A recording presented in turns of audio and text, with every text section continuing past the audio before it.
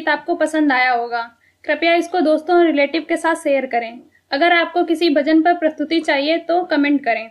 हम आपके लिए इस चैनल पर उस भजन को प्रस्तुत करने का प्रयास करेंगे। अगर आपने हमारे YouTube चैनल को सब्सक्राइब नहीं किया है तो तुरंत सब्सक्राइब करें और बेल आइकन दबाना बिल्कुल ना भूलें। धन्यवाद।